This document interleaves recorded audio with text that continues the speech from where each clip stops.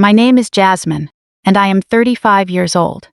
It was 2 weeks before Christmas, and I was standing in the grand marble foyer of my parents' house, holding a $15,000 holiday gift meant to surprise them. But instead of a warm embrace, I overheard them plotting something unthinkable. For their upcoming Christmas Eve dinner party, they planned to lock me in the basement like a dirty little secret, turning me into an unpaid babysitter for 5 screaming toddlers. Their reason?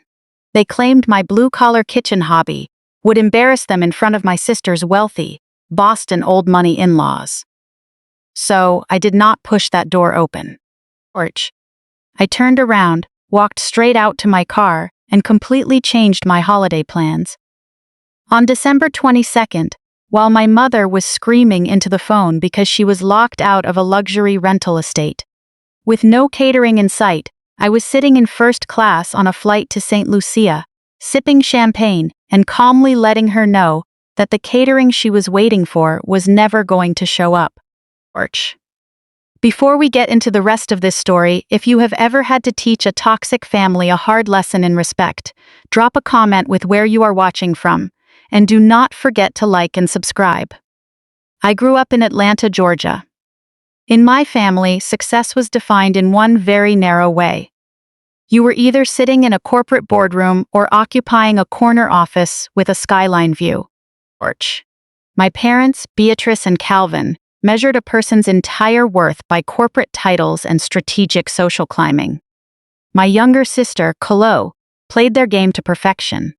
At 28, she married Liam, a white venture capitalist, whose family had been sitting on immense wealth since the 1920s.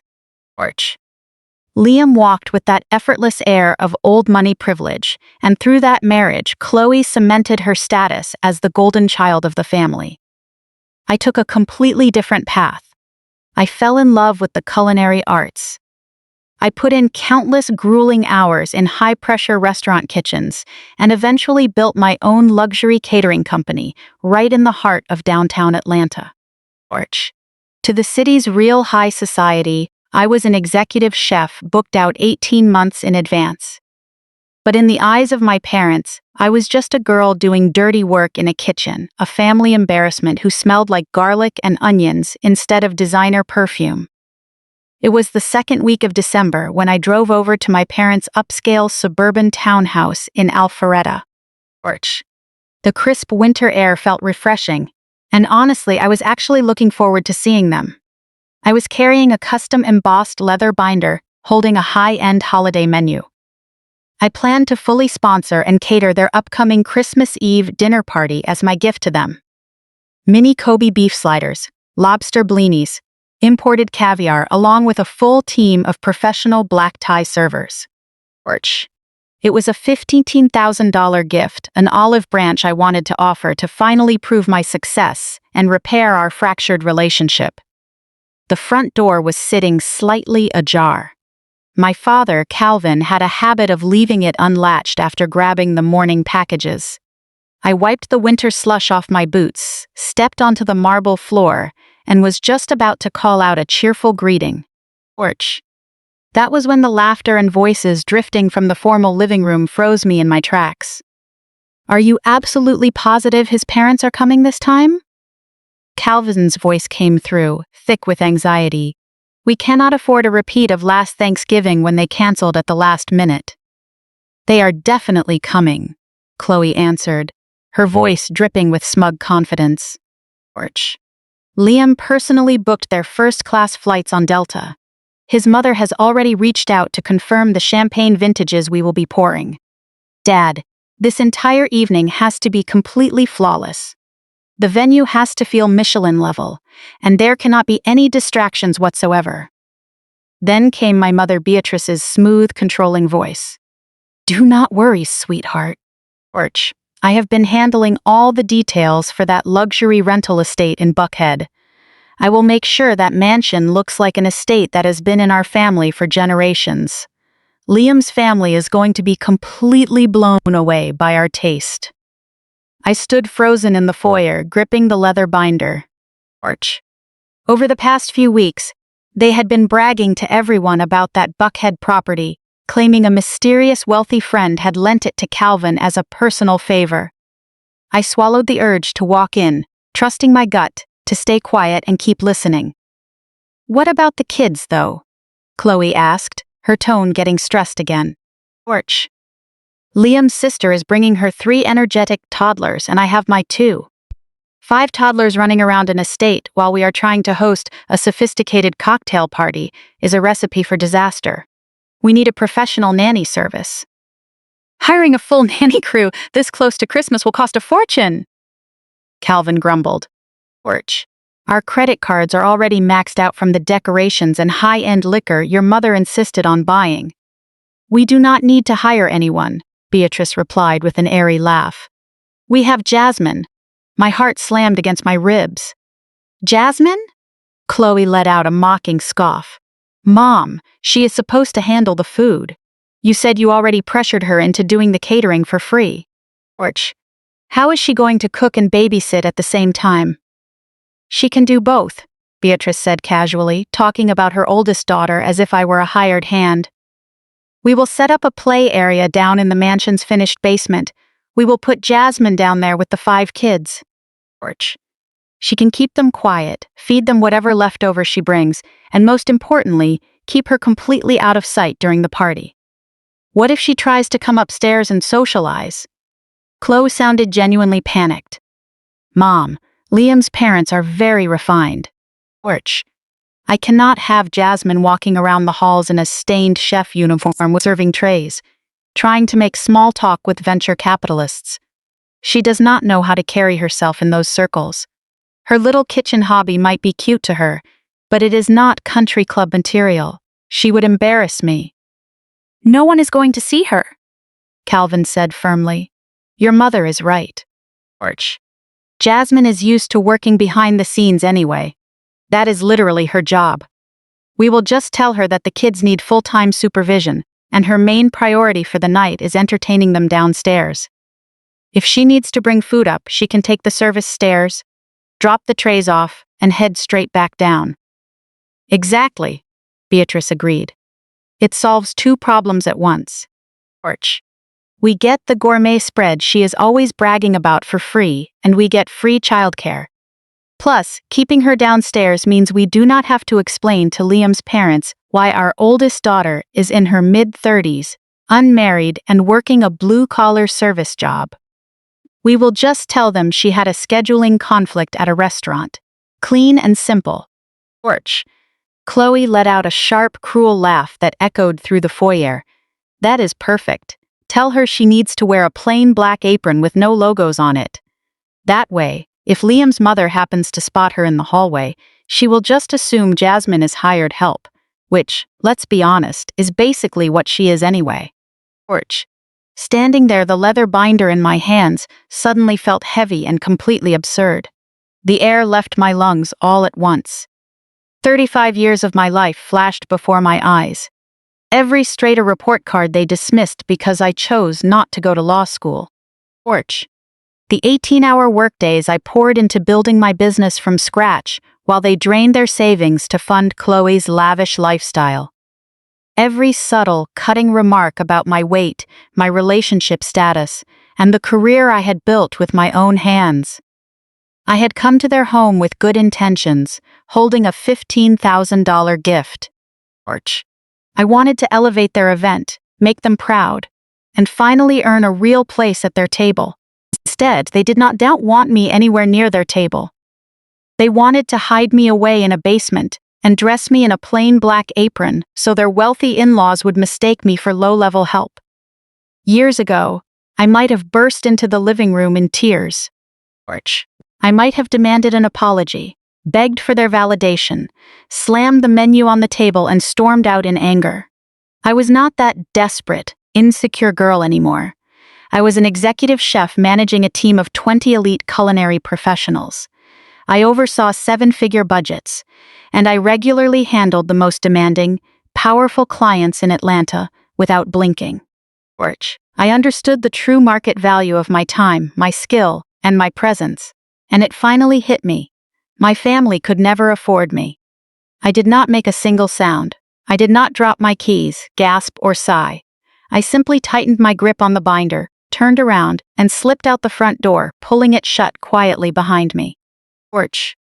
Walking down the driveway toward my car felt like crossing a bridge into an entirely different life. The cold air was not just refreshing now, it was clarifying. I unlocked my luxury SUV, a vehicle that cost more than my father's annual salary.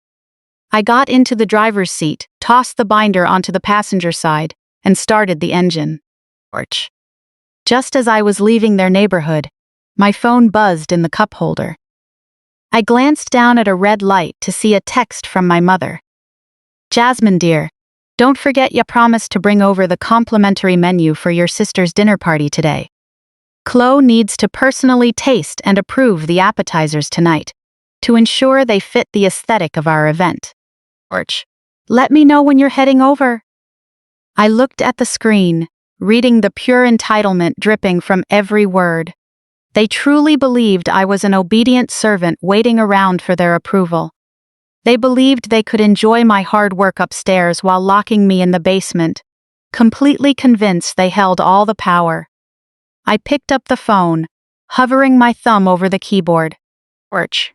I did not vent my anger or explain my feelings. I just let a cold, sharp smile reach my eyes and typed 3 words. It is handled.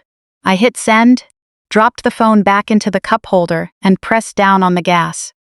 If they wanted their hired help to stay completely invisible, that was exactly what they were going to get. Porch. My tires gripped the highway as I left the Alpharetta suburbs behind, heading straight into the heart of downtown Atlanta.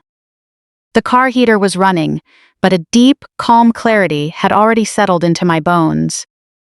For years, I had bent over backward trying to fit into the narrow mold my parents created for me.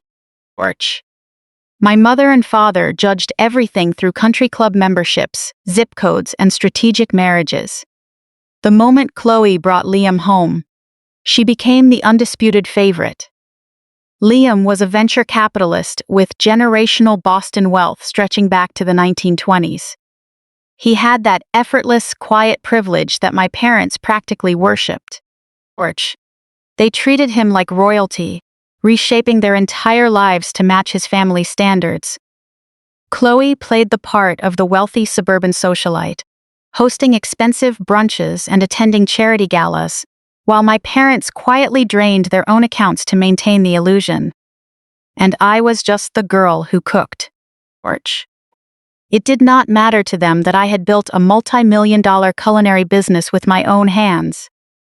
They ignored the fact that my catering company was one of the most sought after in the city, fully booked 18 months out by the very social circles they were trying so hard to impress. In their minds, food service was a blue-collar embarrassment.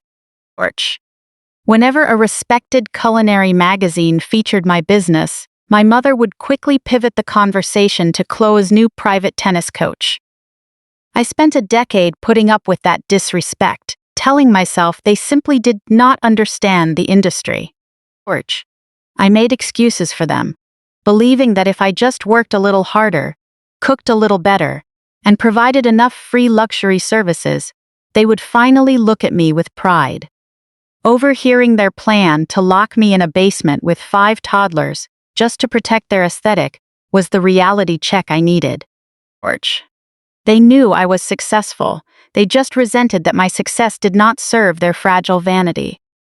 I pulled into the private underground parking garage of my company headquarters in Midtown Atlanta.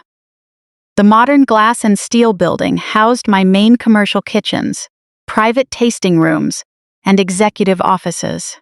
Porch. Stepping out of the car, the air carried the rich aromas of roasted garlic, veal reduction, and black truffles. That was the scent of my independence. I pushed open the double doors into the spotless stainless steel kitchen. In this space, my authority was absolute. 20 highly trained culinary professionals were calling out orders and searing meats with synchronized precision. Porch. The rhythmic energy of the kitchen wrapped around me like a familiar comfort, with bright lights reflecting off the polished workstations. This was my sanctuary. In the suburbs, I was a secret they wanted to hide. In this building, I was a respected leader and a business owner. My sous chef, Terrence, spotted me from across the floor. Porch. He wiped his hands on a clean side towel and walked over, his eyes landing on the custom leather binder in my hand. He knew exactly what it was. For 3 weeks, we had poured our energy into designing the menu for my family's Christmas Eve party, sourcing rare ingredients and scheduling our top service crew with holiday pay. Terrence knew how much I had wanted this dinner to go well. Porch. Over the years, he had seen the toll my family's dismissive attitude took on me, watching me jump through hoops to meet my mother's impossible, last-minute demands. "You are back early, chef," Terrence said, studying my expression with a slight frown. "I thought you were staying for dinner to run them through the tasting menu." Porch. Are we still on track to load into the Buckhead estate on the 22nd? Logistics needs to finalize the truck routes. I looked around the kitchen at the team I had built. I saw line cooks prepping delicate pastries and a pastry chef carefully tempering chocolate. Porch. They were skilled professionals who deserved to work for clients who respected their craft, not for people who viewed them as invisible help, meant to be shoved into a corner. I turned back to Terrence and handed him the heavy binder. Porch. He took it cautiously and opened the cover, looking at the $15,000 contract that I was going to cover out of pocket for people who planned to treat me like a servant. "Put it in the shredder," I said quietly, completely free of the usual anxiety that came with family matters.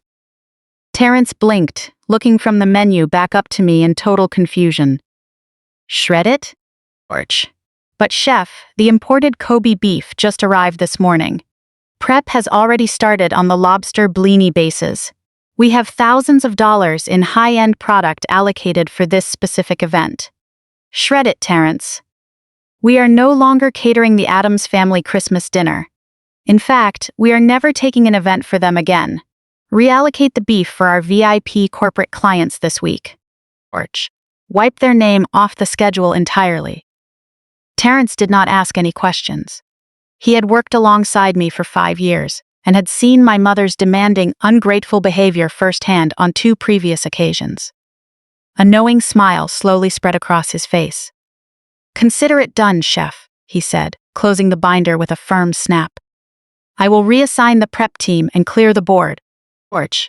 I walked down the quiet hallway to my private office, locked the heavy oak door behind me, and set my bag down on the sofa. The initial shock from that morning had settled into a calm, focused clarity. They wanted to use me as free childcare, so they could pretend to be Atlanta high society in a Buckhead mansion. Porch. There was just one massive detail about that luxury property they seemed to have completely forgotten. I sat at my mahogany desk and opened my laptop. I logged into my secure email server and pulled up the file for the luxury property management firm handling the Buckhead estate my mother had been bragging about. 2 months earlier, my parents had shown up at my apartment in a total panic. Porch. The high-end rental property required a high-asset financial guarantor to secure the prime holiday dates. Because my parents had been quietly over-leveraging their retirement accounts and maxing out credit cards to fund Chloe's lifestyle and keep up appearances with Liam's family, their credit scores were a disaster. The management company had flatly rejected their initial application. Porch. They came to me, desperate, pleading with me to co-sign the agreement. They claimed the party was vital for Chloe's marriage, worrying that hosting it in their regular suburban home would make Liam's parents look down on them. They promised that if I provided the financial backing to get the approval, they would cover the daily rental fees themselves. Porch. Wanting to support my family, I had signed the legal documents, and at their insistence, I kept my involvement completely confidential from Chloe and Liam, so their pride would not be bruised. I pulled up the digital lease agreement on my screen. In black and white, it was crystal clear. My signature was the single financial anchor holding up their entire holiday event. Porch. The property manager had structured the contract strictly. If the primary guarantor withdrew before the check-in date, The system was authorized to immediately attempt charging a mandatory $10,000 security deposit to the secondary cards on file in order to maintain the reservation. Those secondary cards belonged to my parents. Porch. I knew for a fact that due to their hidden debts, an immediate charge of that size would be declined instantly. I rested my hand on the mouse, reading through the cancellation clauses word for word. I thought back to the conversation in the foyer, the plain black apron meant to blend me into the staff, and the basement they planned to banish me to while they celebrated upstairs. Porch. They assumed I had no leverage, believing I would do whatever they asked just for a shred of their approval. I took a steady breath, feeling the weight lift off my shoulders. I was no longer the scapegoat in their dynamic. I held all the cards. I hovered my cursor right over the cancellation button, ready to pull the plug on their entire setup. Then, I moved my hand away from the mouse. Porch. Canceling it right then was too easy. It would give them enough time to scramble for a backup plan, find another venue, and spin a story about how I had ruined Christmas on a whim. Any seasoned chef knows that timing is everything.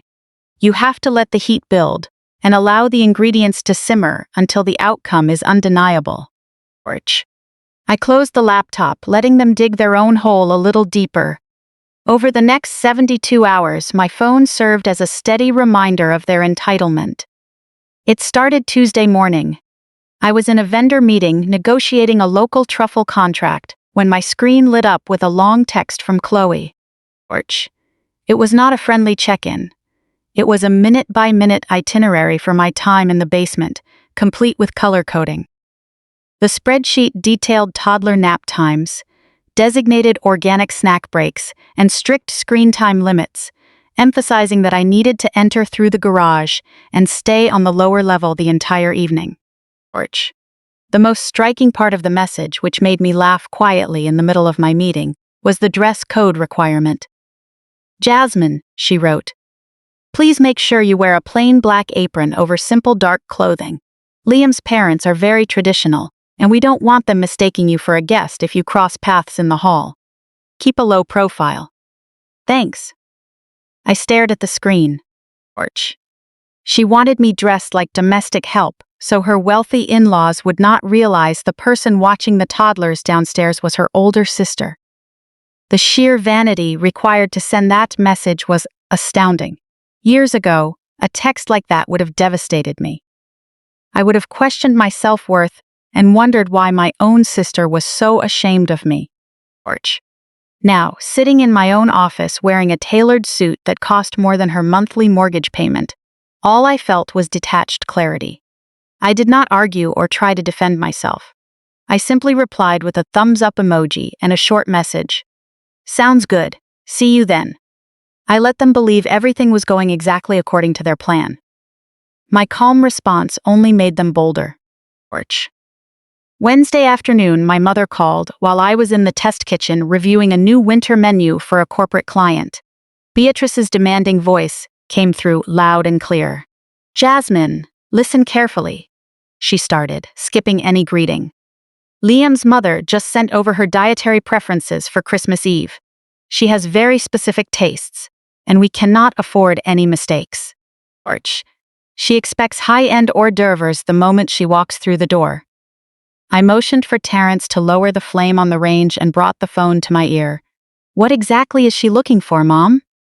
She wants caviar, Beatrice said, her voice tight with stress. Not just any brand either. It has to be imported royal beluga. Porch.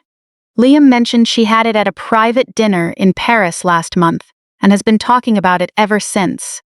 You need to source it immediately and bring it over on the morning of the 22nd. I leaned against the stainless steel counter. Mom, getting genuine royal beluga 3 days before Christmas is nearly impossible on short notice.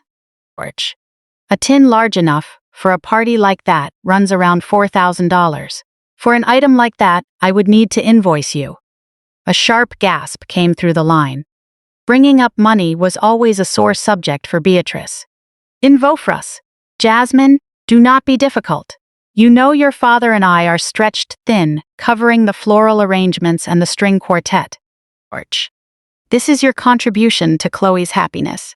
You are supposed to handle the food. You have industry connections, so just put it on your business account. It is a write-off for you anyway. Orch. She was asking me to spend $4,000 of my own hard-earned money to feed a woman who did not even care to know my name, expecting me to subsidize their expensive facade while I sat in a basement wiping toddler messes off a plain black apron. Orch. I took a slow breath, looking around my kitchen at the top-tier equipment, my dedicated staff, and the tangible proof of my success that she chose to overlook. You know what, Mom? I said, keeping my voice smooth and agreeable. You are right. Consider it my contribution to the family. I will call my suppliers right now and make sure the caviar is top quality. Orch. Oh, thank goodness. Beatrice let out a relieved sigh, the tension dropping from her voice. I knew you could handle it. Just make sure it is plated nicely before you head down to watch the kids. We want it visible in the foyer right as they arrive. And Jasmine, please keep your hair tied back neatly.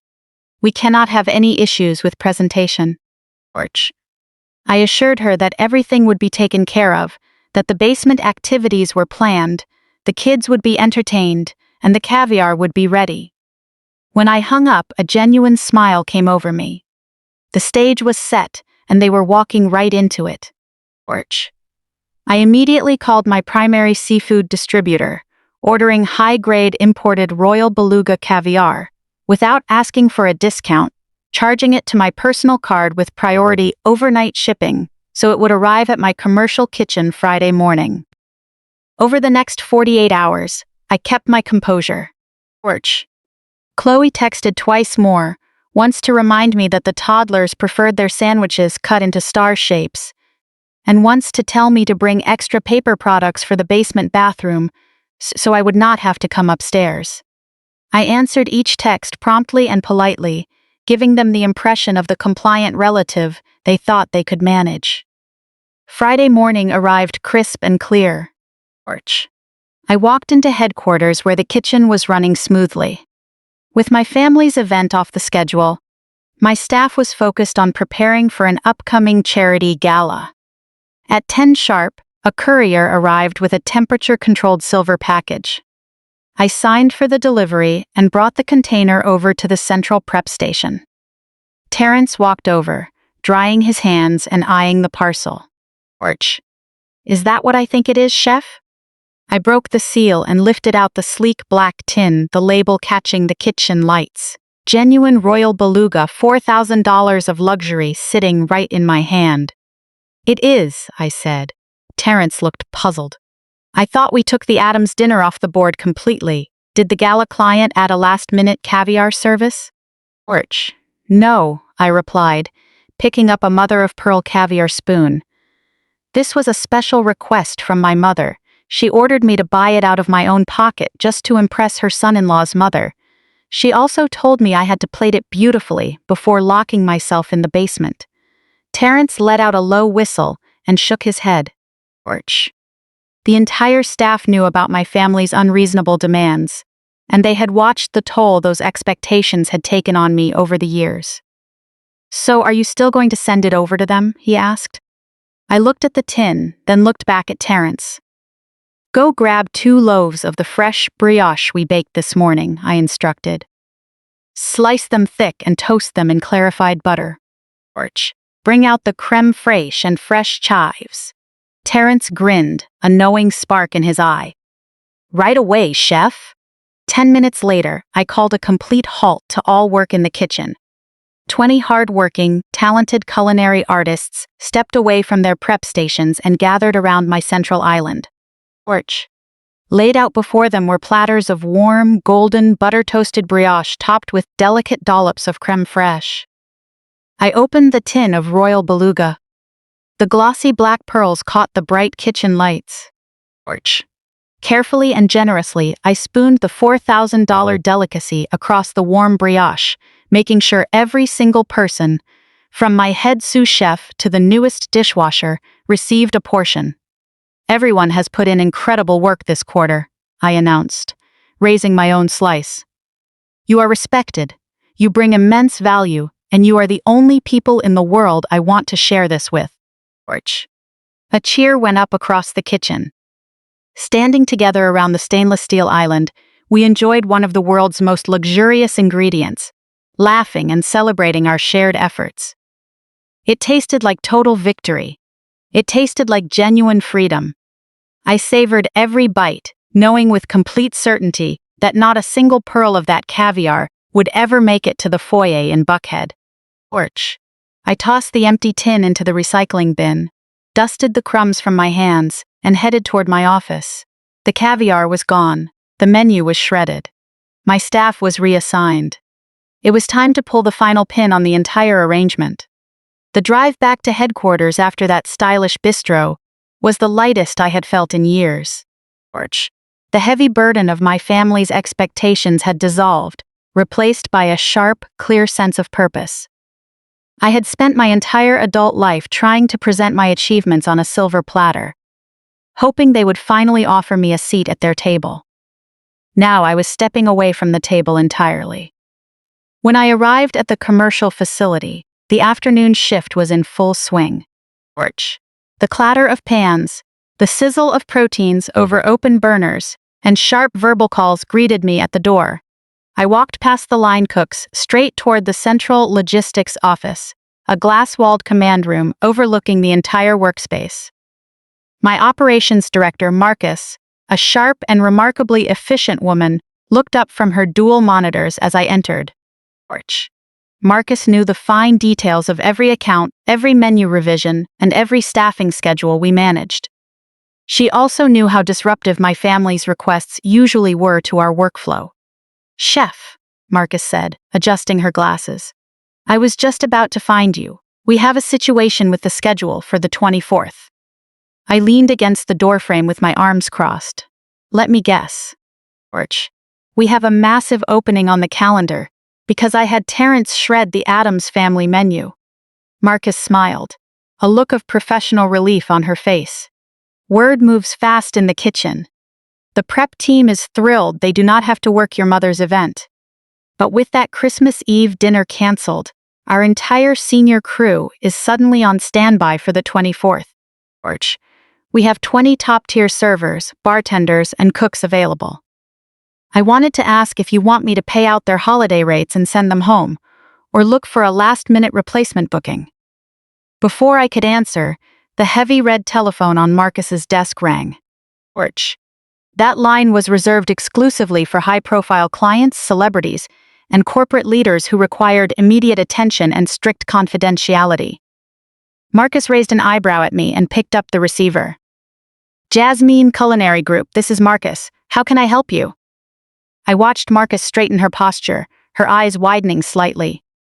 She grabbed a pen and began taking rapid notes. Covering the mouthpiece, she looked up at me with pure excitement. "Chef," she whispered quickly, "it is Jonathan Hayes' team." A real spark of excitement hit me. Jonathan Hayes was one of Atlanta's most prominent philanthropists and actors, renowned for hosting high-profile, star-studded charity galas. We had worked for 2 years to earn a spot on his preferred vendor list. "What do they need?" I mouthed. Marcus uncovered the receiver, listened for a moment, and spoke smoothly. "Yes, I completely understand.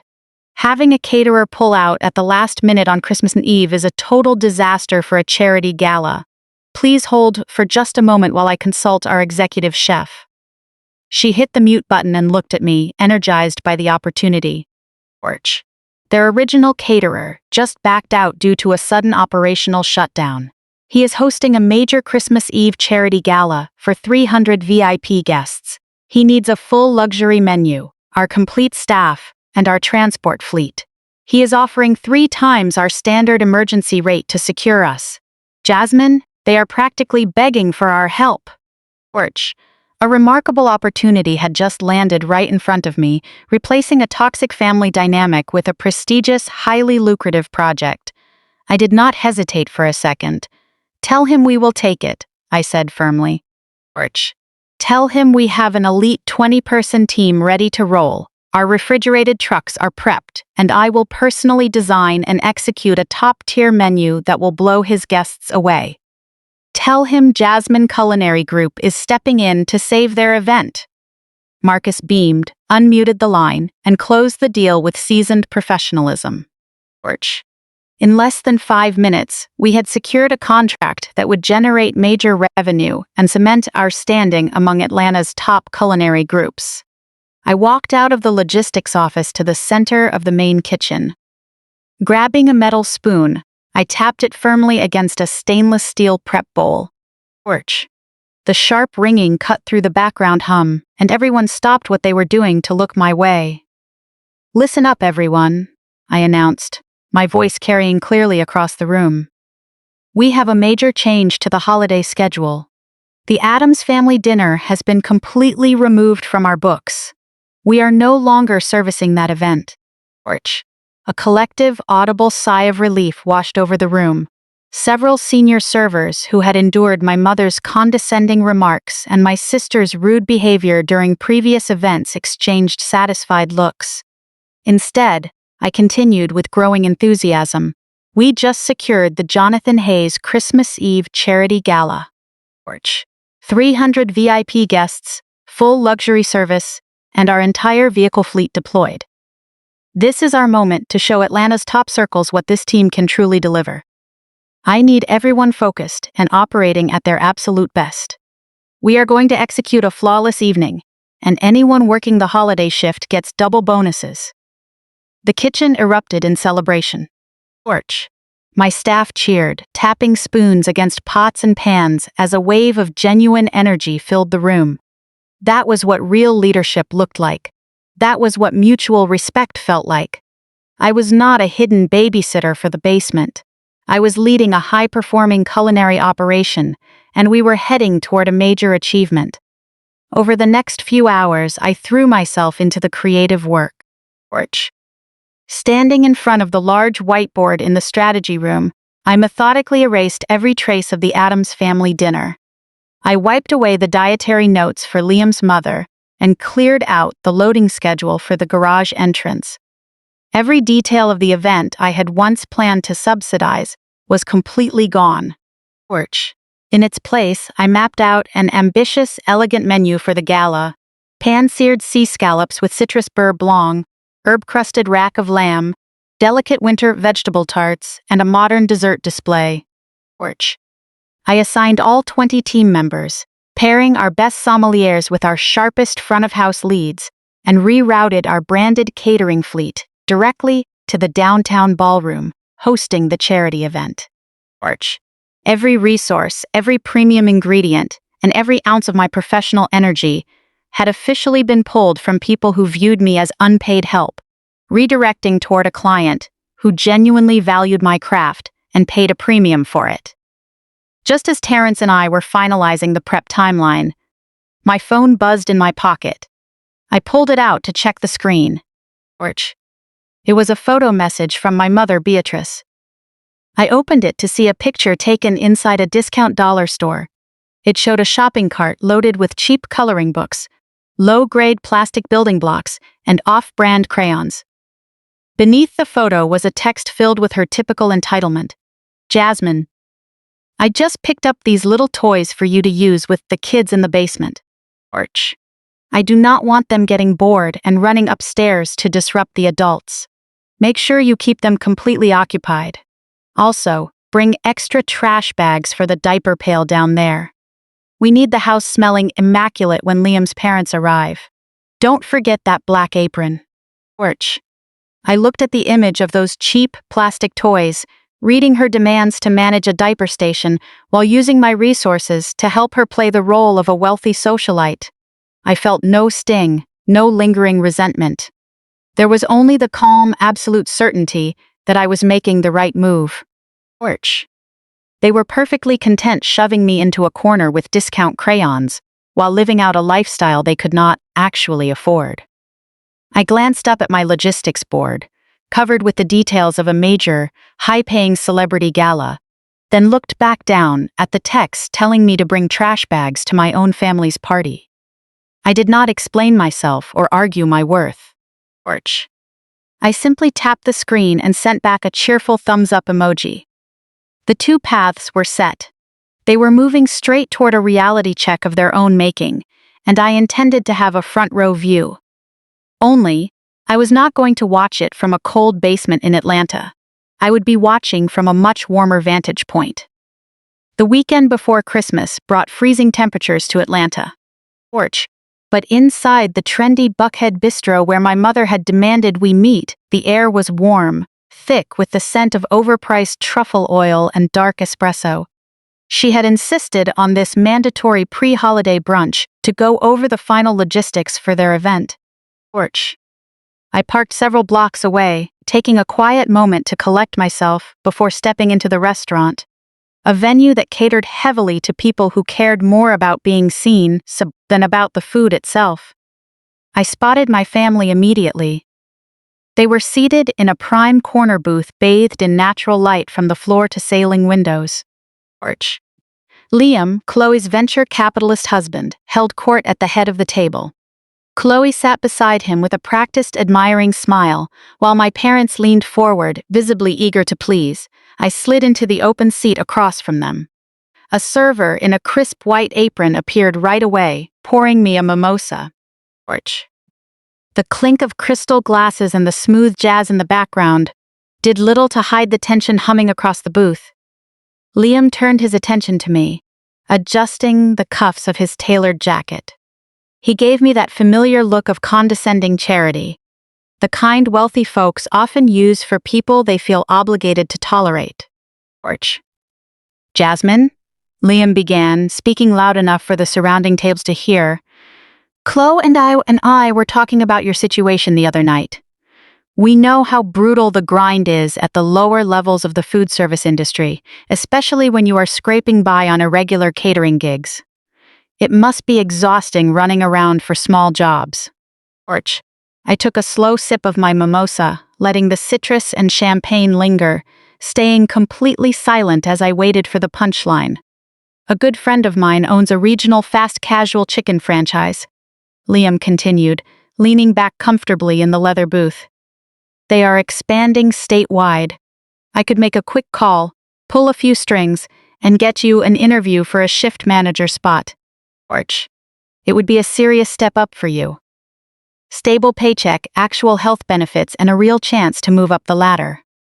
You cannot rely on kitchen-side gigs forever, right? Chloe let out a quiet, rehearsed laugh. She lifted her drink, angling her wrist so the ambient light caught the heavy diamond tennis bracelet she wore. Porch. I was certain my parents had financed that piece on high-interest credit just to make sure she looked the part of a wealthy wife. You really should consider it, Jasmine, Chloe chimed in with a slight smirk. Liam is being incredibly generous. It is time to think about your future. You cannot just cook for fun your whole life.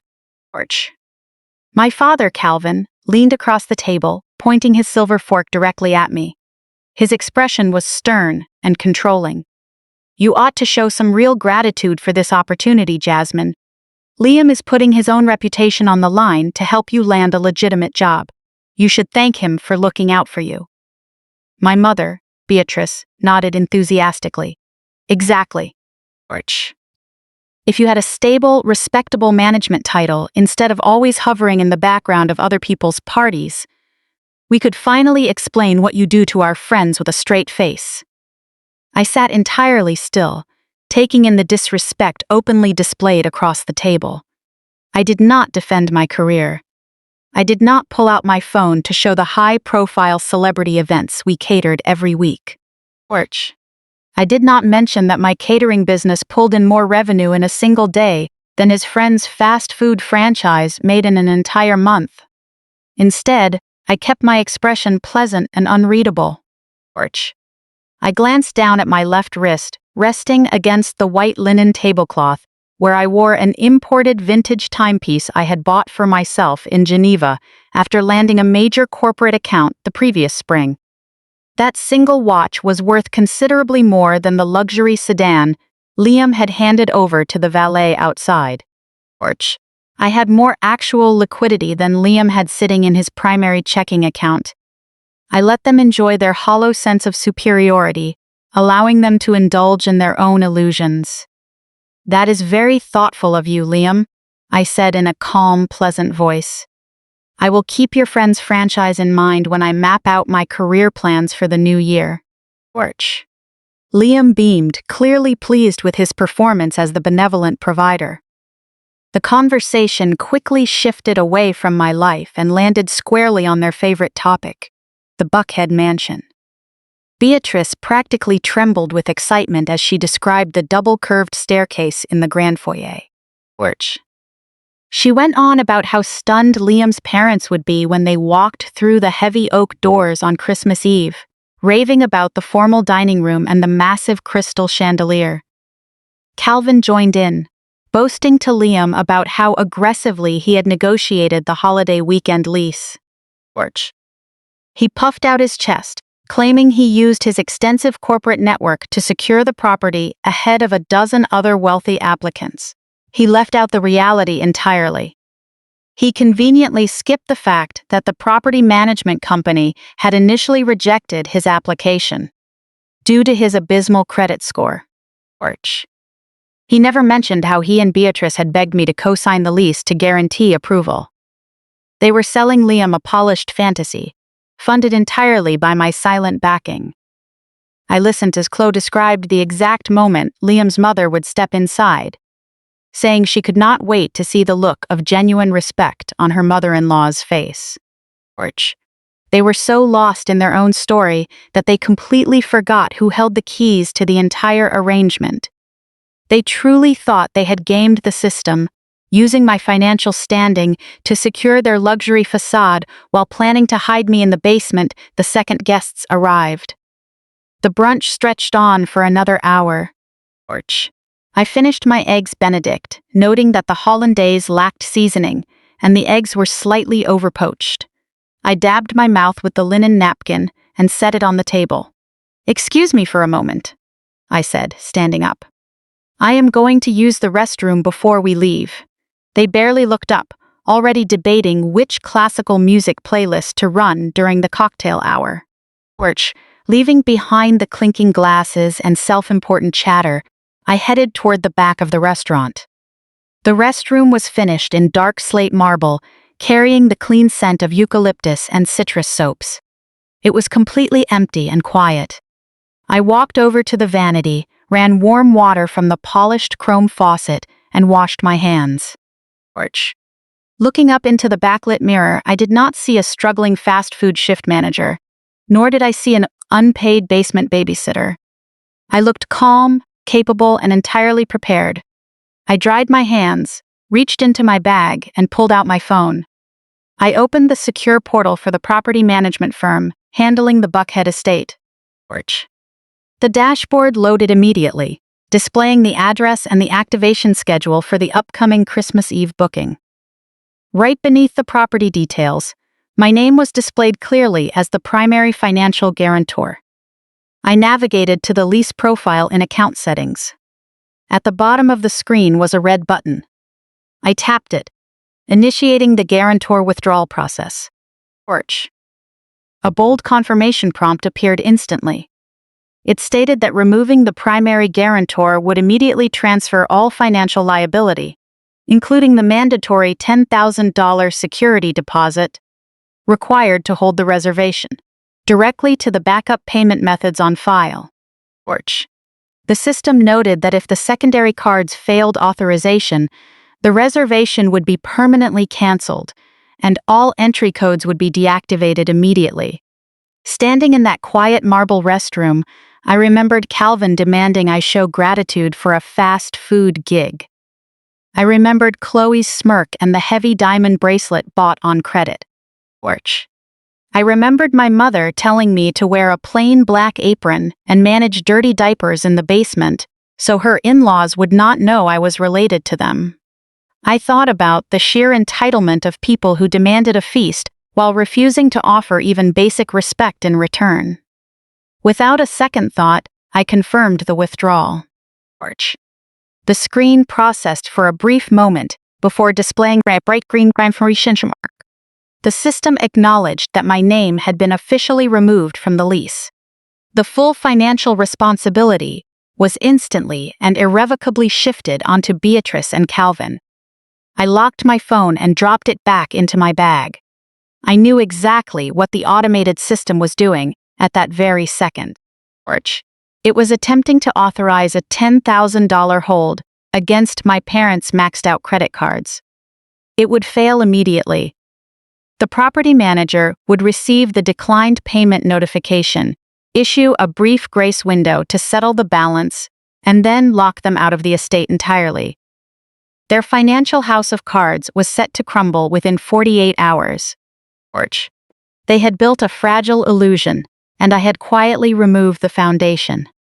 I stepped out of the restroom, leaving behind every effort they had ever made to make me feel small. Walking through the crowded bistro, I did not even look toward the corner booth. I knew what they were doing, sipping mimosas, laughing at condescending jokes, completely confident that they were in total control. They had no idea of the digital notice already moving through the property management system. Stepping out into the crisp Atlanta afternoon, a clear sense of peace settled over me. My entire life, my parents had maintained a polished exterior of wealth and status. They had sacrificed their own financial stability to project an image of old money, all to ensure Chloe could secure a marriage to someone like Liam. They looked down on my culinary business because it required real labor, while admiring the unearned privilege Liam represented. Every illusion requires capital to survive, and I had just removed the only real support keeping theirs upright. I drove back to headquarters, stepping right back into my role as executive chef to prepare for the gala. The energy in the kitchen was focused and sharp. I tasted the citrus beurre blanc, adjusting the acidity with fresh Meyer lemon juice, and checked the delicate pastry crusts on the vegetable tarts to ensure they were paper-thin. I was surrounded by excellence, working alongside people who respected my craft and followed my lead. I had no interest in getting pulled into petty family drama. I had a major event to deliver. It was late Thursday night, long after prep had wrapped, and the surfaces had been cleaned down, when the financial reality finally hit. I was sitting alone in my private office. The building was quiet, save for the steady hum of the commercial coolers down the hall. I was reviewing the transport routes for our catering vans when my phone vibrated against the desk. The screen lit up with an urgent automated notification from the Buckhead Property Management portal. I picked up the phone, unlocking the screen to view the alert. The system had processed my removal as primary guarantor, and with no verified backing for the $10,000 deposit, the automated billing protocol had immediately attempted to charge the secondary cards on file, both belonging to Beatrice and Calvin. Leaning back in my chair, I watched the updates come through in real time as the system attempted to process the funds. The first alert showed a failed attempt to charge $10,000 to my father's primary credit card, the metal card he loved to display at steakhouses to impress business associates. The status updated in red, declined, insufficient funds. I let out a slow breath. I knew why that card had hit its limit. The moment Chloe got engaged to Liam, Calvin had used it to finance an expensive country club membership, spending heavily on initiation fees and monthly minimums just to buy the appearance of belonging to a wealthy circle. The automated system moved directly to the next payment method, targeting my mother's preferred rewards card, the account Beatrice used to fund her suburban socialite lifestyle. After a few seconds, another red status alert popped up. Declined. Credit limit exceeded. A knowing look crossed my face. Over the past 2 years, Beatrice had charged high-end wardrobe updates, home decor, leased luxury cars, and designer bags to high-interest accounts, just to keep up appearances when Liam's family visited, all while looking down on my career. She had built a wall of debt with luxury labels, and when it came time to secure the venue for her biggest event, there was nothing left to draw from. The system made one final attempt on a third backup card, an older joint account my parents rarely touched. I watched the status circle complete its check, knowing their holiday plans hung on this single transaction. They had built everything around this venue, boasting to Liam's mother and their country club acquaintances about hosting the event at an exclusive Buckhead estate. Porch. Losing the property meant hosting the family in their modest suburban home instead. The status updated one last time. Declined. Transaction blocked by issuer. A complete financial failure. 3 cards, 3 declines. The system officially determined that Beatrice and Calvin lacked the funds required to secure the property. The facade had officially collapsed. Porch. Sitting in the quiet office, the full irony of the situation settled in. For years, they had treated me as though I did not belong at their table, dismissing my work and planning to hide me in a basement because my presence did not fit their wealthy aesthetic. Yet the reality was clear. My hard-earned culinary income was the only real, tangible wealth in the family. Porch. I was the only one capable of affording the lifestyle they were desperately trying to project. My phone buzzed again, this time with a new voicemail from the senior property manager at the Buckhead estate. I played the message and listened as the professional voice came through the speaker. "Good evening, Jasmine. This is Marcus from Platinum Property Rentals. Porch. We received your formal withdrawal as primary financial guarantor for the Buckhead holiday booking. Per our policy, we attempted to transfer the $10,000 security deposit to the secondary cards provided by Calvin and Beatrice Adams. Unfortunately, all secondary payment methods were declined by their respective institutions." I listened quietly as he laid out the final terms. Porch. "I am leaving this message as a courtesy since you established the initial account," the manager continued. "Please be advised that we cannot hold a luxury property during a peak holiday weekend without a secured deposit. If Calvin and Beatrice do not provide a valid, authorized payment method by 9 a.m. on December 22nd, the lease will be permanently canceled. Porch. All access codes will be deactivated, and the home will be released back to the market immediately. Thank you." The voicemail ended, leaving a clean, quiet stillness in the room. December 22nd. That was tomorrow morning. My parents had 12 hours before the property management company locked them out of the estate completely. Years ago, I might have felt guilty. Porch. A younger version of me might have called them, warned them about the declines, and offered to cover the deposit just to keep the peace and shield the family from embarrassment.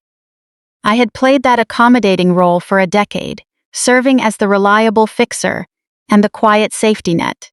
Porch. Then I remembered Chloe's color-coded schedule, her text insisting on a plain black apron so guests would not mistake me for family, and my mother's plan to leave me managing dirty diapers in the basement while sipping champagne upstairs.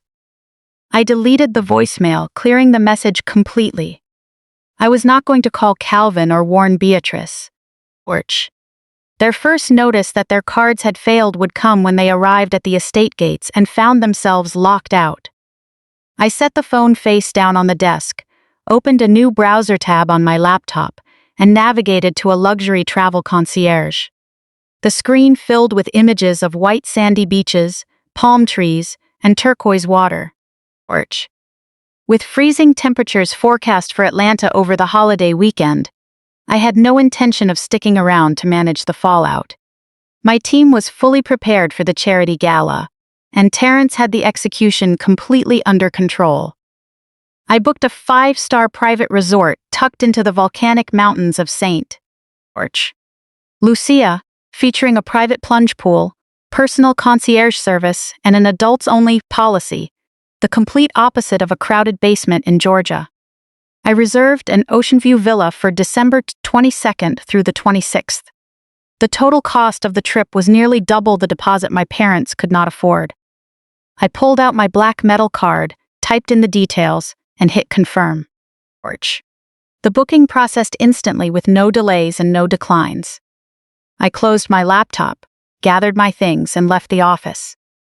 The next morning, a first-class seat to paradise was waiting for me, while a very different reality was waiting for my family. December 21st arrived with bitter cold across Atlanta. In past years, the 2 days before Christmas Eve were an exhausting rush for me. I would wake up at 4 in the morning with sore feet and burned fingers, loading heavy insulated hot boxes into transport vans while fielding stressed phone calls from my mother about table settings and linen colors. On this particular morning, I woke up naturally as the soft winter light filtered through the windows of my downtown penthouse. I stretched out on the high-thread count sheets, listening to the absolute quiet of the space. There was no rush, no panic, just the steady rhythm of an easy morning. I walked into the kitchen, poured myself a cup of dark roast coffee, and leaned against the counter. The phone on the island began vibrating, with a steady stream of incoming text messages. I felt none of the usual tension that family notifications used to bring. Taking a slow sip of coffee, I picked up the device and opened the group chat. They had no idea about the financial crisis that had unfolded overnight. Driven by their own confidence, they still believed they were hours away from hosting their high society dinner. The first message was a long text from Chloe. Jasmine, before you head over to the Buckhead house tomorrow, I need you to make a quick store run. Pick up bleach, glass cleaner, and a pack of scrub brushes to clean out the basement bathroom. Liam's mother is very particular about cleanliness, and if the main powder room gets busy, she might use the downstairs facilities. I need that bathroom spotless before guests arrive. Also, remember to use the service entrance by the garage. We are setting up custom floral arches around the front entrance, and we can't have you bringing kitchen odors or cleaning supplies through the main foyer. I read that message twice, amazed by the sheer, unvarnished nerve behind every word. She was not just asking her sister for thousands of dollars in complimentary high-end catering and free childcare. She was actually directing a self-made businesswoman to scrub a basement toilet on her hands and knees, just in case her wealthy mother-in-law decided to wander downstairs. She wanted me to use the service entrance so my physical presence would not visually taint her floral arrangements. Seconds later, another notification flashed on the screen. This one was from my father, Calvin. Jasmine, he texted, his tone as commanding and condescending as ever. When you arrive tomorrow, make sure you park your vehicle down at the community center down the road and walk up the hill to the estate. We need the entire circular motor court kept clear so the valet can properly stage Liam's parents' sedans. Do not park on the street where anyone can see. It ruins the neighborhood aesthetic, and we don't want to give the wrong impression. A quiet, genuine laugh escaped my lips, echoing through the empty kitchen. My father was actively ordering me to hide my vehicle out of pure embarrassment. He had no idea I drove a custom, imported luxury SUV, with a window sticker higher than his entire retirement portfolio. Because I worked in the culinary field, he automatically assumed I drove a battered, leaking clunker that would somehow damage the pristine image of the neighborhood. They were so trapped inside their own manufactured hierarchy that they had lost all touch with reality. I did not push back on either of them. I did not type out an angry reply defending my dignity or my vehicle. I did not remind Chloe that I managed a fleet of 20 commercial catering trucks and had dedicated staff handling sanitation. Engaging with their delusions would only give them a platform to play the victim. Instead, I gave them the exact answer they wanted to hear. I typed a cheerful response right into the family chat. Not a problem at all. I will grab the scrub brushes today, and I will make sure my car is completely out of sight. See you tomorrow. I hit send, tossed the phone onto the counter, and gave them the exact reassurance they needed. They were now completely convinced that their obedient relative was fully under their thumb. I stepped out of the kitchen and walked straight into my walk-in closet. It was time to pack. I pulled down a vintage designer leather suitcase running my fingers over the polished trim and set it flat on the center island. I thought about the plain black apron Chloe had ordered me to wear so I would blend into the help. Taking clothes off the cedar hangers, I could not help but smile. I packed a flowing emerald silk maxi dress, an orange resort wear set from a boutique in Milan, a wide-brim woven sun hat, oversized designer sunglasses, and 3 pairs of strappy leather sandals.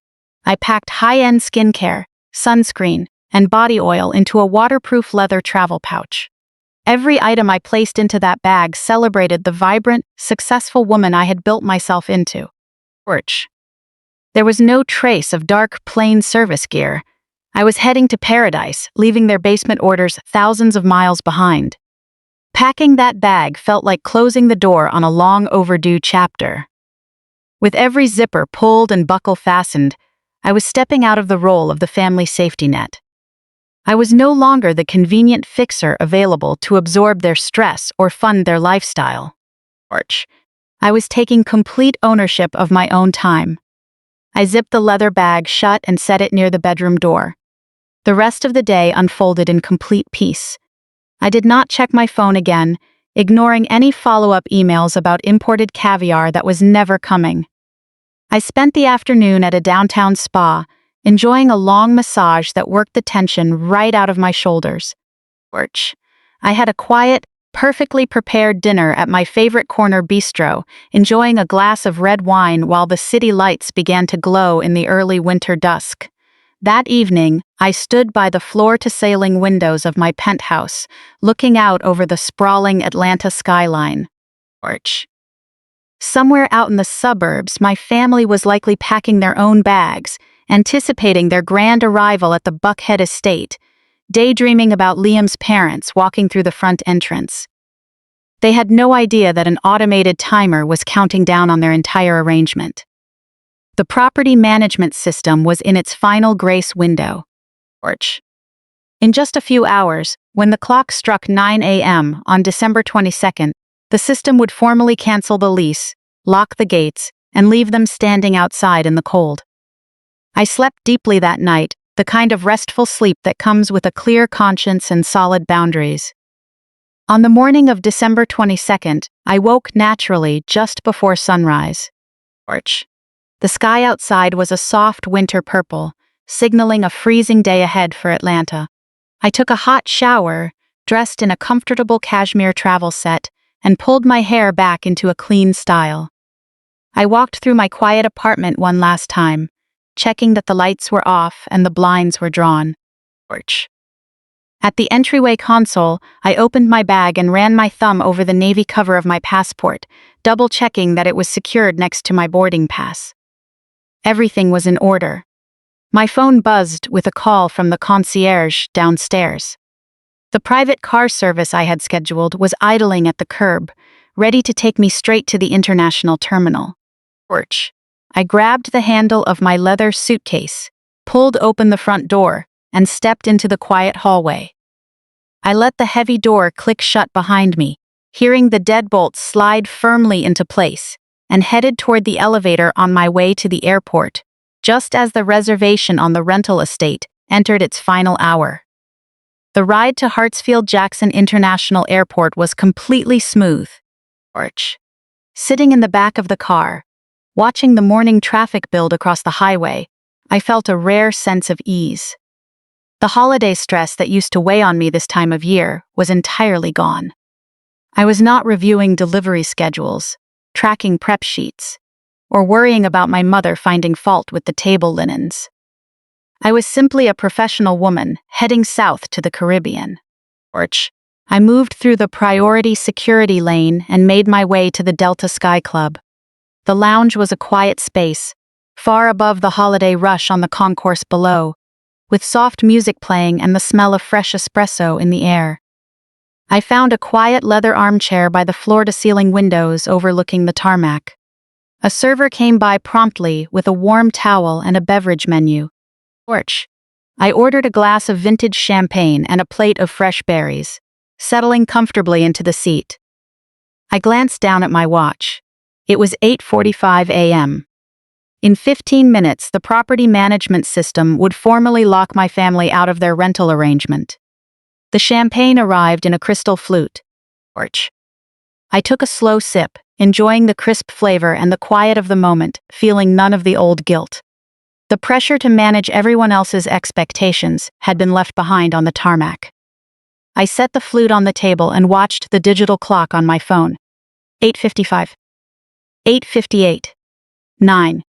The minute turned over. I knew exactly what was happening 20 miles away in the hills of Buckhead. Orch. The automated system had just revoked the digital access credentials. The heavy iron gates were deactivated. The electronic entry locks on the front doors were secured. And my parents, likely arriving with arms full of discount cleaning supplies, were standing on the wrong side of the threshold. I took another sip of champagne, watching an airliner push back from the gate outside. At exactly 9:14 a.m., my phone lit up. It vibrated against the glass tabletop, spinning slightly as the caller ID flashed. It was my mother, Beatrice. I let it ring until it rolled over to voicemail.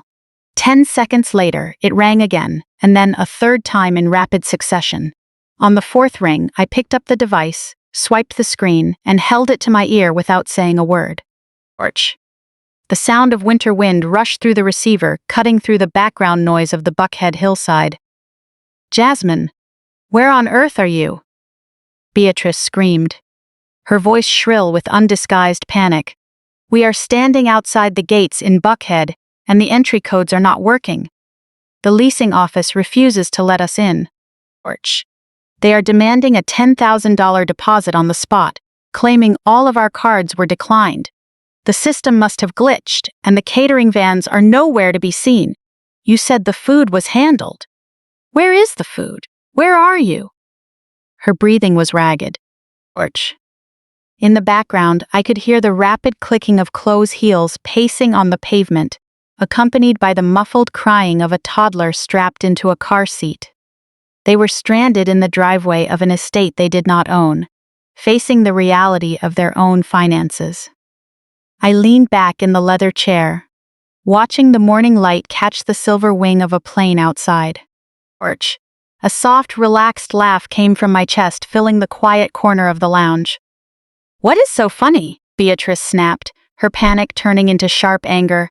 "This is an absolute disaster. Liam's parents land in 3 hours. They are expecting a private estate and a full cocktail reception. I need you to call your bank immediately, authorize this $10,000 charge, and get these gates open. Then get your delivery trucks up this driveway right now. Jasmine, this is not a game." "I am not laughing at a joke, Mom," I answered smoothly, completely detached from her manufactured crisis. "I am laughing because the acoustics in the International First Class Lounge are surprisingly pleasant." The line went dead silent. The sound of Chloe pacing in the background seemed to stop instantly as Beatrice tried to process what I had just said. "The International Lounge?" Beatrice repeated, her voice dropping to a breathy whisper. "What are you talking about? Why are you at the airport? You should be on your way to Buckhead. You should be setting up the caviar and organizing the basement." I took a slow, steady breath. "No, Mom," I replied calmly. "I will not be doing any of those things. My boarding group was just called. I am flying down to a 5-star resort in St. Lucia for the holidays. I decided that warm Caribbean sun suited me far better than a cold suburban basement." "Jasmine, you cannot do this," Beatrice gasped, the panic surging back into her voice. "You promised you would handle the food. You promised you would keep the children occupied downstairs. You cannot abandon your family on Christmas Eve. We don't have the money for this deposit. We have no food. What are we supposed to serve Liam's parents?" "You can serve them the discount frozen appetizers you normally buy when you aren't trying to use my company for free," I suggested mildly. "Or better yet, you can serve the plastic toys you bought at the dollar store. I hear those pair wonderfully with a vintage Chardonnay. But honestly, the menu is not my concern anymore. You see, I was fully prepared to cater your entire party as a gift." 2 weeks ago, I stood in your foyer with a $15,000 contract, ready to give you an exceptional holiday dinner. I paused, letting that number hang in the air between us. I was standing right in the foyer when you and Chloe finalized your little arrangement, I continued, letting the cold reality cut through her excuses. I heard every single word. George. I heard Chloe complain about my kitchen hobby. I heard you suggest locking me in the basement with dirty diapers so I wouldn't embarrass you in front of venture capitalists. I heard the rule about the plain black apron so no one would mistake me for a real guest. A sharp, choked gasp came through the line. Beatrice had completely run out of words, caught red-handed in her own actions. George, you wanted me invisible, I stated clearly. You wanted me working quietly in the background while you took credit for my money and my craft. So, I gave you exactly what you asked for. I made myself invisible. George, I removed my financial backing from the property, reassigned my entire catering fleet to a client who respects my work and stepped out of the picture so you and Chloe can enjoy the holiday you planned. Jasmine, please. Beatrice started to cry, a frantic sound completely devoid of actual remorse. You misunderstood. We didn't mean it like that. You have to fix this. George. Before she could invent another excuse, there was a scuffle on the other end of the line. I heard Chloe crying loudly in the background, a panicked scream as she watched her polished image fall apart. Mom, do something. Chloe wailed through the receiver. Liam's parents arrive in 3 hours, and we don't even have bottled water to offer them. George. There was a loud rustle as the phone was grabbed away, and Calvin's booming, furious voice filled the speaker. You listen to me right now, young lady, Calvin shouted, trying to use the heavy, commanding tone that used to intimidate me when I was younger. You hang up this phone, walk right out of that airport, and get over here to fix this. George, you are deliberately trying to ruin your sister's reputation. You are humiliating this family. You have an obligation to support us. I am your father, and I am ordering you to authorize this payment and bring the food right now. His demands no longer caused me any stress. They only showed how helpless he really was. George. A grown man unable to fund his own event was yelling into a phone, demanding his daughter bail him out. You have no authority to order me to do anything, Calvin, I answered, keeping my voice quiet and steady.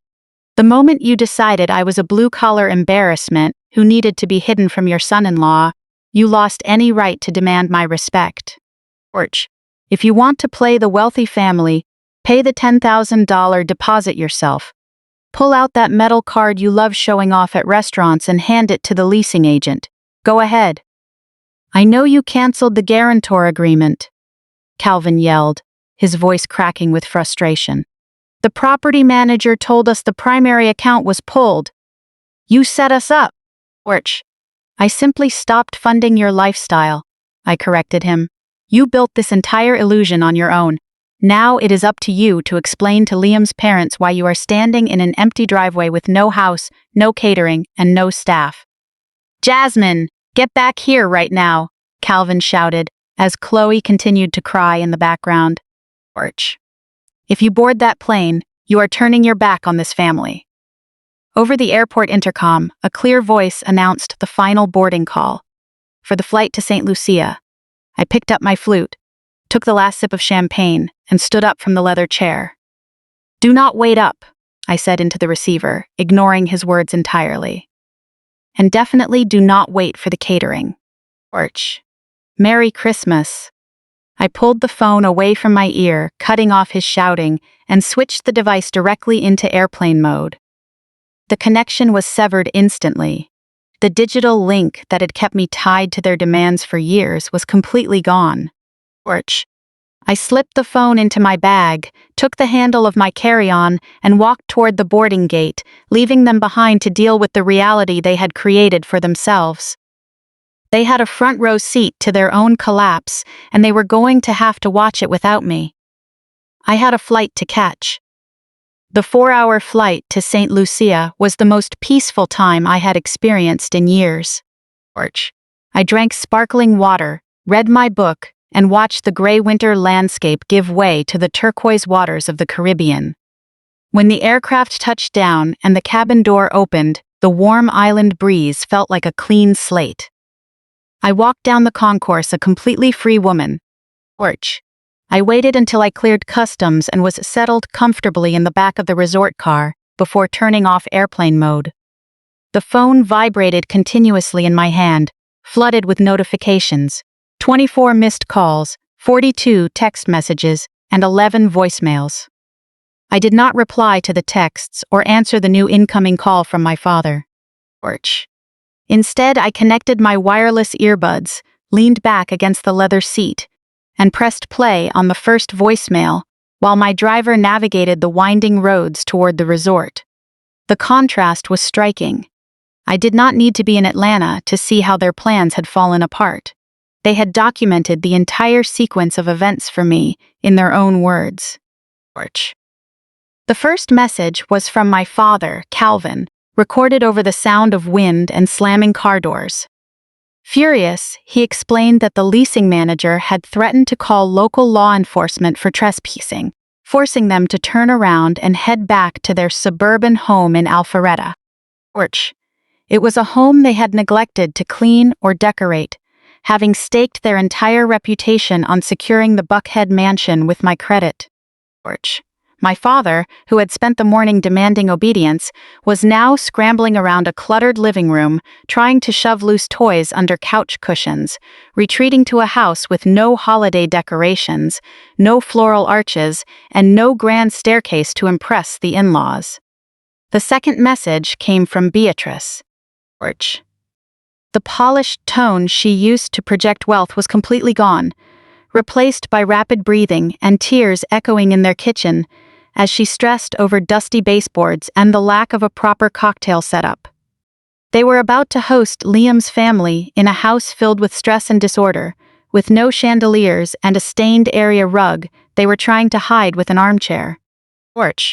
Beatrice sobbed that the guest bath did not even have clean linens, realizing she could not provide the luxury experience she had promised. Then came Chloe's voicemail, an audio track of pure chaos. Without an unpaid babysitter in the basement, Chloe was suddenly forced to manage her own children. The background was filled with loud toddler tantrums from the long, fruitless drive to Buckhead. Chloe cried into the phone, saying one of the kids had spilled juice down her tailored silk trousers before she could fix her makeup. She sobbed that Liam was pacing the halls, demanding to know why they were hosting his family in a cramped suburban home instead of the estate she had promised for months. Chloe, who had built her identity around being an effortless socialite, was overwhelmed by basic parenting tasks the moment my support was removed. The most telling message was the fourth one from Beatrice. The recording was filled with the sound of cabinet doors slamming and a microwave beeping repeatedly. With no Kobe beef sliders, no lobster blinis, and no royal beluga caviar, she had no backup groceries because she had relied entirely on my catering team to provide a high-end spread for free. She cried that she was digging through the deep freezer in the garage, trying to defrost frozen mozzarella sticks and leftover mini quiches from a neighborhood gathering years ago. The woman who had ordered me to wear a plain black apron to avoid tainting her party was now trying to arrange soggy, microwaved snacks on serving trays, complaining that the cheese was burnt on the edges and frozen in the center. She pleaded to know where the delivery trucks were, unable to accept that the menu she had bragged about was being served to paying guests across town. The illusion of effortless luxury was gone. The image they had built to impress Liam's family vanished the moment my backing was pulled, leaving them in a disordered kitchen surrounded by screaming kids and frozen appetizers. As Beatrice rambled on the voicemail, crying over the food and begging for help, a sharp ring cut through the background. It was their front doorbell. The recording caught a collective gasp of panic, followed by a heavy silence and a quiet sob from Chloe. Liam's parents, expecting an upscale evening at an exclusive estate, had arrived at the front door, stepping into a noisy living room, greeted by stressed adults and the distinct smell of burnt frozen snacks. Porch. The event they had promised would be the social highlight of the season had officially begun. Christmas Eve morning in St. Lucia was bright and warm. I woke to the sound of waves outside, with the Caribbean sun filtering through the white curtains of the villa. Porch. For the first time in my career, I was not spending December 24th managing a commercial kitchen, running inventory, or handling client demands. I was resting comfortably in an oceanfront suite with no deadlines to meet. I ordered room service, enjoying fresh papaya, mango, and dark coffee on the private terrace while the ocean breeze rolled in. Porch. I kept my personal contacts on Do Not Disturb, with no desire to listen to more frantic voicemails. They had created their own situation, and now they had to manage it. I assumed they would spend the next few days sorting through the fallout with Liam and his family. I had underestimated my sister's need for an audience. Porch. As I was relaxing by the plunge pool with the ocean stretching out ahead, a distinct chime cut through the morning air. It was not a personal call. It was a priority business alert. My phone was configured to notify me immediately if Jasmine Culinary Group was mentioned online or in the press. Porch. I unlocked the screen, expecting a mention from the Jonathan Hayes Gala or an inquiry from an event planner. Instead, an alert popped up linking directly to a video gaining traction on a major social media platform. The video was posted by Chloe. I tapped the link, watching as my sister's face appeared on the screen. She had staged the video carefully. Porch. Sitting in our parents' living room, she wore an oversized beige cashmere sweater, her hair styled into a deliberate messy bun, with her makeup subtly smudged to look as though she had been crying for hours. To complete the setup, she was holding her youngest child on her lap, using the toddler as a prop for her narrative. I pressed play and leaned back. Porch. Hi everyone, Chloe began, her voice trembling with practiced emotion as she wiped away an imaginary tear. I don't usually share private family matters online, but I am so heartbroken that I felt I had to speak up. As many of you know, Liam and I were supposed to host a lovely Christmas Eve dinner for his parents who flew in from Boston. Porch. But my own sister, Jasmine, deliberately ruined our family's holiday. I took a slow breath, taking in the narrative she was building. She was not just playing the victim. She was launching a public smear campaign. Jasmine owns a catering company in Atlanta called Jasmine Culinary Group. Chloe continued, naming the business directly to her thousands of followers. Porch. She promised months ago that she would provide all the food for our holiday dinner. We trusted her, but because of her deep resentment toward my marriage to Liam and the life we have built, she decided to pull out at the absolute last minute. Last night, with no warning, she abandoned us completely. Porch. She canceled the food, refused our calls, and left my innocent babies with nothing to eat on Christmas Eve, all out of personal bitterness. The camera then showed Beatrice stepping into frame, placing a comforting hand on Chloe's shoulder with a look of practiced disappointment. We are completely stunned, Beatrice added, playing her part. We raised Jasmine to believe family comes first. Porch. Seeing her try to derail her sister's holiday out of spite is heartbreaking. We are currently scrambling through the pantry just to feed Liam's parents. Please keep our family in your thoughts during this difficult time. The video ended with Chloe resting her face against her child, her shoulders shaking with quiet sobs. Porch. In the caption, Chloe tagged my business page directly, adding hashtags about family betrayal and advising people not to hire my company. I scrolled through the comments. Posted less than an hour earlier, it was already spreading through their social circle, drawing supportive remarks from country club members and Liam's acquaintances. Porch. The responses were filled with unverified outrage, with people condemning the business and promising to take their catering needs elsewhere. Chloe was actively replying to comments, accepting sympathy and encouraging viewers to leave negative reviews on my business page to warn potential clients about our supposed unreliability. Orch. She was attempting to damage the company I had spent years building, simply to cover up her own embarrassment. She assumed that because I had stayed quiet in the past to keep the peace, I would remain silent now and let her control the story. She mistook my patience for weakness. I locked my phone, set it on the table, and looked out over the water under the warm tropical sun. I felt no panic, no urge to leave an emotional reply or plead my case online.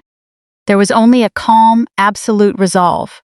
If they wanted to turn this into a public matter and target my livelihood to gain sympathy from their circle, they had overlooked a basic reality. You should never start a fire when your own foundation is built on paper. I reached into my bag and pulled out my laptop, opening the screen and connecting to the network.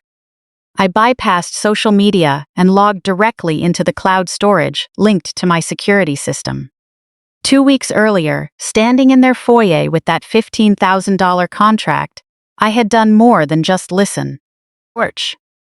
My phone had remained connected to my system, and the moment I realized what was being discussed in the living room, I had quietly activated a voice recording.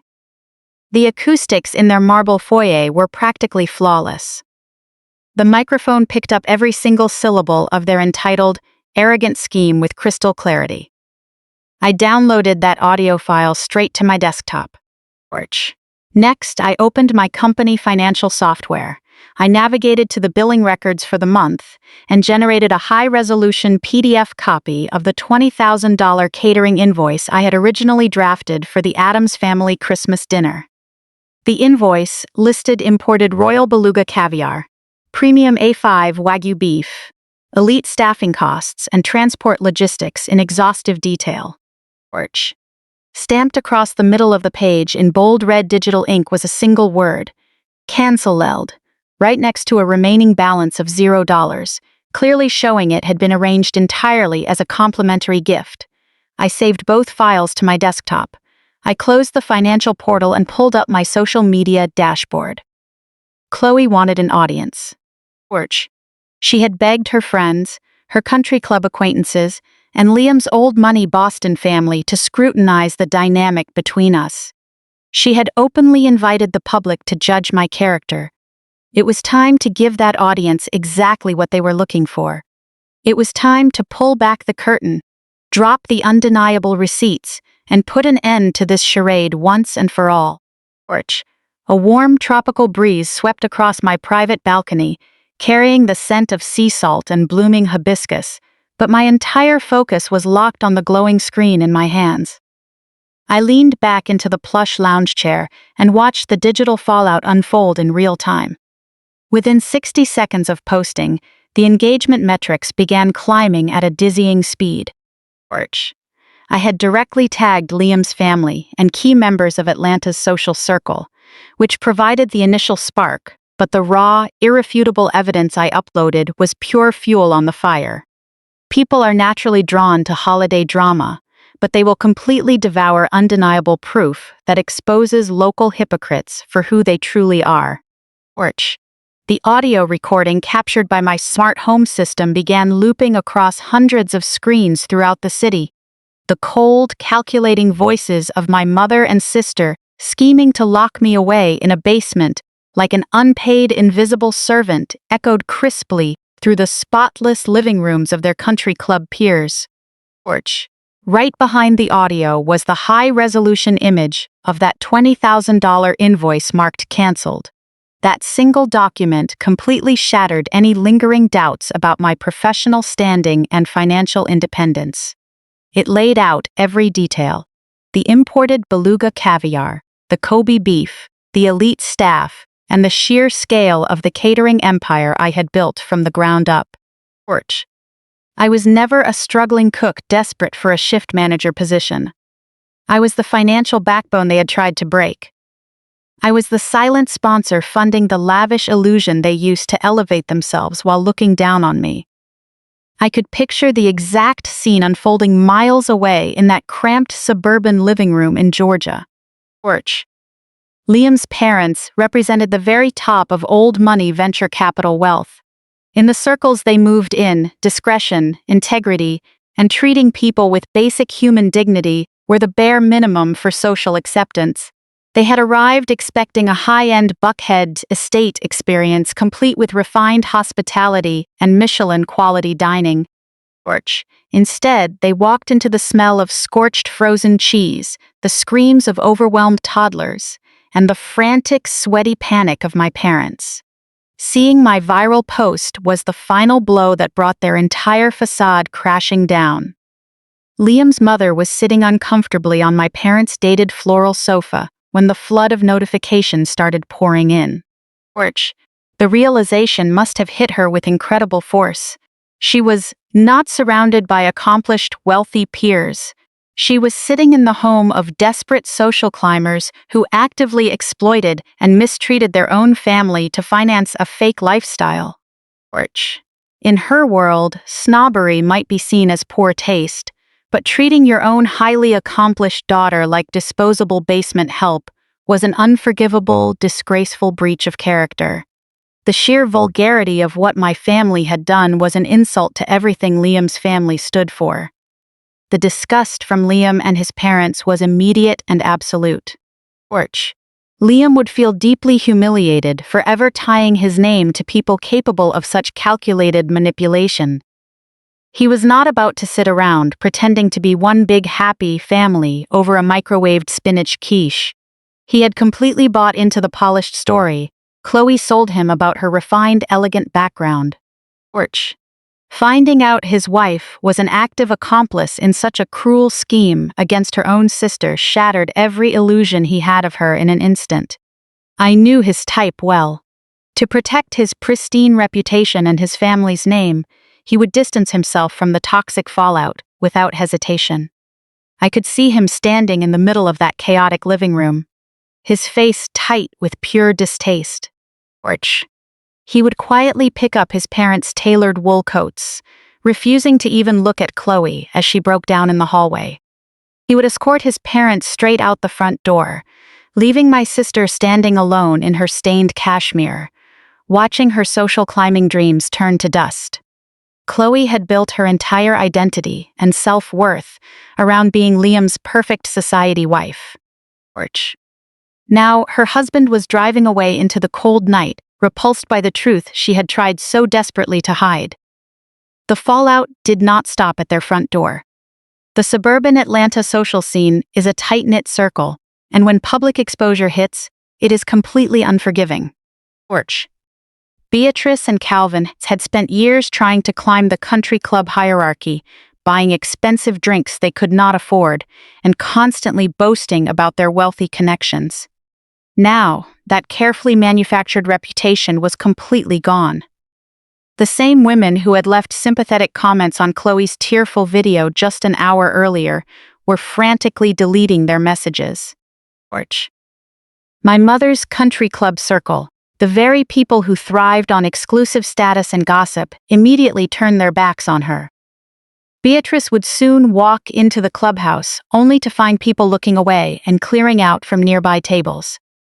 She would be quietly removed from charity committees and permanently dropped from holiday luncheons. Calvin would find that his business associates were suddenly too busy to return his calls for golf or dinner. In the exact circles they sacrificed my well-being to impress, they had become complete outcasts overnight. They had traded their relationship with their eldest daughter for a seat at an elite table, only for that table to permanently revoke their invitation. As the reality of their social and personal collapse set in, my phone began vibrating non-stop. A relentless wave of panicked notifications flooded my screen. The arrogant demands were gone. There were no more orders to bring basement cleaning supplies or run out for luxury ingredients. Instead, there was a barrage of desperate, frantic pleas for damage control. My father texted first, attempting one last time to regain the control he had completely lost. "Jasmine, delete that post right now." Liam already walked out with his parents. Chloe is completely inconsolable and refusing to leave her room. You made your point, but you are destroying your sister's marriage.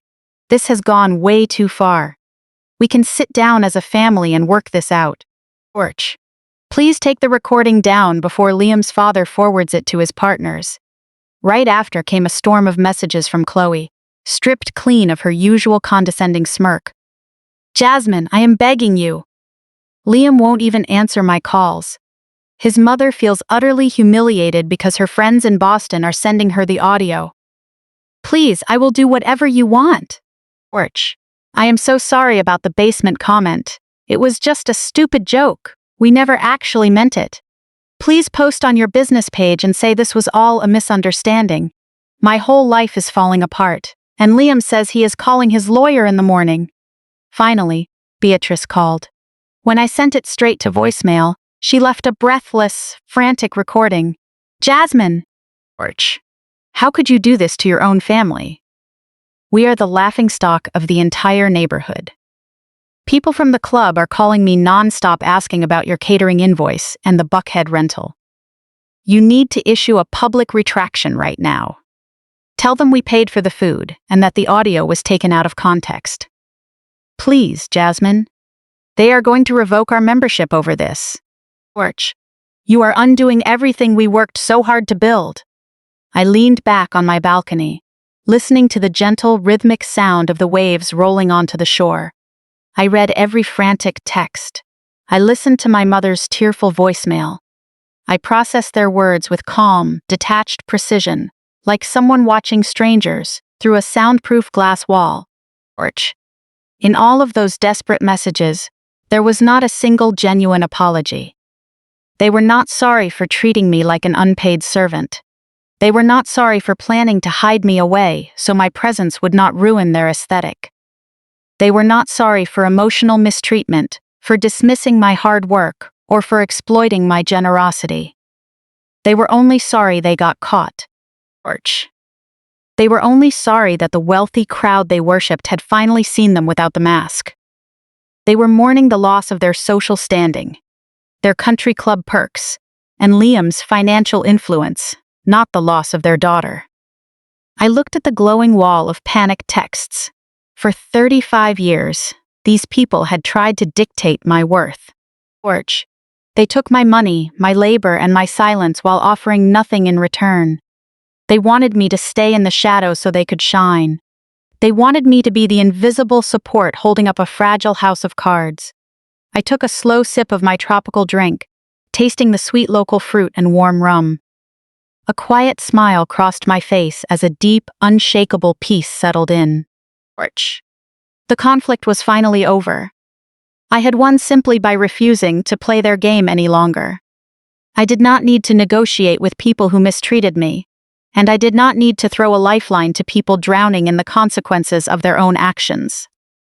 With calm, deliberate precision, I tapped on my father's contact card, scrolled to the bottom, and firmly selected block caller. Porch. Next, I opened my mother's contact, ignored a fresh text begging for a retraction, and blocked her number too. Finally, I pulled up Chloe's name, silencing her frantic apologies and crumbling marriage drama once and for all, and hit block. I permanently severed every toxic tie. I chose my own peace, leaving them to sit with the reality they had built with their own hands. Porch. There are moments in life when the deepest hurt comes not from strangers, but from the people we trusted the most. Jasmine's story is about much more than family betrayal. It is about discovering your own self-worth, setting firm boundaries, and understanding that genuine kindness should never cost you your dignity. For years, Jasmine tried to prove she was worthy of love and respect. Porch. She worked tirelessly, built a thriving catering business through sheer talent and determination, and became an executive chef trusted by top clients. Yet, instead of celebrating her achievements, her family judged her through a narrow lens. They looked down on her profession, ignored her success, and treated her like a convenient tool to be hidden away. Porch. The first lesson from Jasmine's journey is simple. Never let someone else's opinion define your worth. There will always be people who fail to see your effort. They will judge you based on your background, your career, or their own expectations instead of seeing who you truly are. But your value does not depend on their approval. It comes from your character, your resilience, and everything you overcame to build your life. Jasmine spent years believing that if she just gave more and sacrificed more, her family would finally appreciate her, but the truth is, you cannot force people to value what they have already decided to take for granted. The second lesson is that kindness must always be built on mutual respect. Supporting family is a wonderful thing, but when your generosity turns into an entitlement and your sacrifices are treated like an obligation, the dynamic becomes unhealthy. Jasmine was not wrong for wanting to help. Her mistake was believing that overextending herself would earn their respect. She gave her time, talent, and resources, but they only saw someone they could exploit. Sometimes the most powerful move you can make is simply walking away. Jasmine did not tear down her family's plans out of malice. She simply stopped providing the unearned support that kept their illusion alive. She removed herself from an environment where she was only valued for what she could provide, not for who she was. The third lesson is that genuine success requires no validation.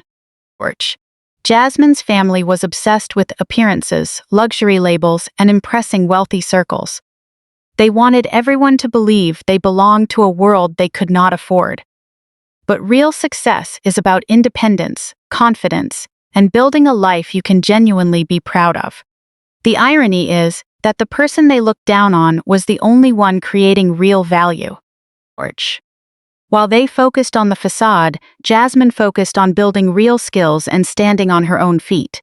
She did not need to flaunt her wealth to prove a point. The moment she chose herself, she had already won. The fourth lesson is never be afraid to walk away from people who consistently make you feel small. Closing a door is not an act of revenge. It is an act of freedom. Some relationships teach us how to love, while others teach us where to draw the line. Learning the difference is essential. Jasmine finally realized that protecting her peace was not selfish, and walking away from one-sided relationships was the ultimate form of self-respect. If you have ever felt overlooked, unappreciated, or taken for granted, remember this. You do not have to keep proving yourself to people who refuse to see your worth. Keep growing, keep building, and keep becoming the best version of yourself. Surround yourself with people who celebrate your wins, not those who only show up when they need something from you. Your value never decreases just because someone fails to recognize it. If Jasmine's story resonated with you, I would love to hear your thoughts. Have you ever faced a moment where you had to draw a hard line with someone close to you? Do you think Jasmine made the right call by walking away and choosing herself? Share your perspective in the comments below. Your experience might offer strength to someone going through a similar situation right now. If this story reminded you of the importance of self-respect and personal growth, please give this video a thumbs up. Every like helps us continue sharing meaningful stories about resilience, personal triumphs, and the courage to stand up for yourself. Do not forget to subscribe to the channel so you never miss our next story. We will keep bringing you powerful journeys about relationships, courage, accountability, and transformation. Thank you for watching until the very end. Remember, you never have to beg for a seat at a table that does not respect you. You never have to shrink yourself to make others comfortable, and you never have to apologize for protecting your own peace. Trust yourself, honor your journey, and always choose a life where you are truly valued.